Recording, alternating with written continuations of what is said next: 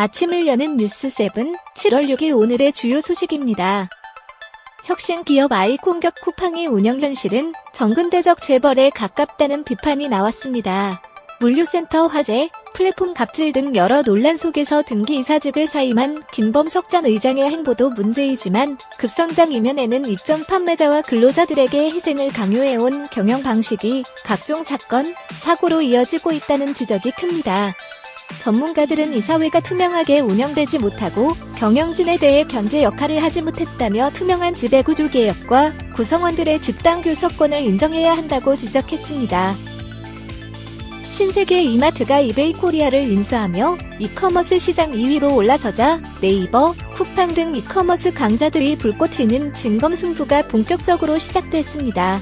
승부를 가름할 주요 키워드는 바로 배송 속도전입니다. 로켓 배송 강자인 쿠팡이 국내에 선제적으로 도입하며 입지를 키워온 풀필먼트가 이 속도전의 핵심입니다. 입점 판매자 대상 풀필먼트 서비스를 기준으로 상강업체 경쟁력은 엇비슷하지만 센터 수나 운영 노하우 면에서는 쿠팡이 단연 앞서고 있습니다. 다만 오픈마켓 성공엔 무엇보다 양질의 판매자 확보와 유지가 관건입니다. 결국 각사 풀필먼트 경쟁력은 곧 우수 판매자 유치와 관리로 이어진다는 점에서 각 업체 전략이 주목됩니다. 배달앱 쿠팡이츠가 단건 배달에 이어 이츠 오리지널로 또 한 번 차별화에 나서고 있습니다. 이츠 오리지널은 쿠팡이츠가 타 배달 플랫폼에는 없는 음식점들만 모아서 보여주는 서비스입니다. 이츠 오리지널을 통해 신규 매장에 대해 홍보 효과를 제공, 블루오션이라고 할 수 있는 신규 업체 확보 경쟁에서 앞서가겠다는 전략입니다. 배달의 민족, 요기요 등과 차별화를 부각해 이용자를 쿠팡이츠에 묶어두는 이른바 락인 효과도 기대할 수 있습니다. 다만 새우튀김 사건으로 형성된 부정적인 여론을 잠재우는 것은 여전히 과제입니다. 수산업협동조합 직원들의 금전 관련 불법 행위가 끊이지 않고 있습니다. 최근 수협 직원의 6억 원 규모 횡령 사건이 또 발생했습니다. 부산 지역 단위조합인 대형기 선저 인망수협 소속 직원 A씨는 작년 10월부터 12월 사이 6억 4천여만 원 상당의 현금 시제금을 횡령한 혐의를 받고 있습니다. 시제금은 지출을 하고 난 뒤 남아있는 돈으로 A씨는 무자원 입금 거래 등의 수법을 동원해 세사돈을 가로챈 것으로 파악됐습니다. 수협 측은 A씨가 무자원 입금 거래를 자행하는 동안 속수무책이었고 내부 통제는 사실상 먹통이었습니다. 매년 직원 비위 행위가 반복되면서 상호금융의 허술한 내부 통제 문제가 개선되지 않고 있다는 지적이 제기되고 있습니다.